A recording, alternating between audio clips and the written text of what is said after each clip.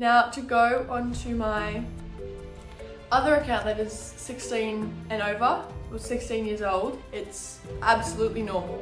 বিশ্বে প্রথম পদক্ষেপ হিসেবে অস্ট্রেলিয়ায় 16 বছরের কম বয়সীদের জন্য সামাজিক যোগাযোগ মাধ্যম ব্যবহারে নিষেধাজ্ঞা কার্যকর হওয়ায় লাখো কিশোর কিশোরী রাতারাতি তাদের অ্যাকাউন্টগুলোতে প্রবেশাধিকার হারিয়েছে।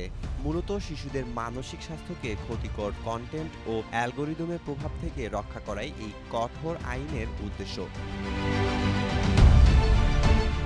প্রধানমন্ত্রী অ্যান্থনি অ্যালবানিজ এই সিদ্ধান্তকে বিপ্লবী সংস্কার হিসেবে উল্লেখ করে বিশ্বজুড়ে এর ইতিবাচক প্রভাবের আশা প্রকাশ করেছেন। তবে এই সিদ্ধান্তে অস্ট্রেলিয়ার কিশোর কিশোরীদের মধ্যে মিশ্র প্রতিক্রিয়া দেখা দিয়েছে। কেউ কেউ এটিকে স্বাধীনতা হরণ হিসেবে দেখছে এবং বন্ধুদের সাথে যোগাযোগের সুযোগ কমে যাওয়ায় হতাশা প্রকাশ করেছে।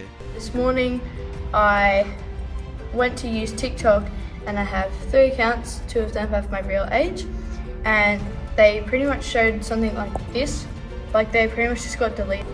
On Instagram, the second I log in, it just comes up with this page. I can't access anything whatsoever. I've opened TikTok and I'm still able to scroll without anything popping up about the ban, and same with Instagram. I just got banned off Instagram.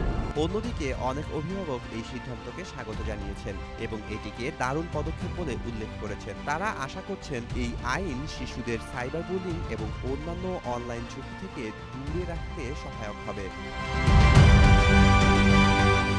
প্রযুক্তিগত ফাঁকফোকর দিয়ে শিশুরা নিষেধাজ্ঞা এড়াতে চেষ্টা করছে জেনেও সরকার ও অভিভাবকরা বিশ্বাস করেন দীর্ঘমেয়াদে এই পদক্ষেপই একটি স্বাস্থ্যকর প্রজন্মের জন্ম দেবে। কর্তৃপক্ষ এখন প্রধান প্ল্যাটফর্মগুলোর উপর নজরদারি শুরু করেছে।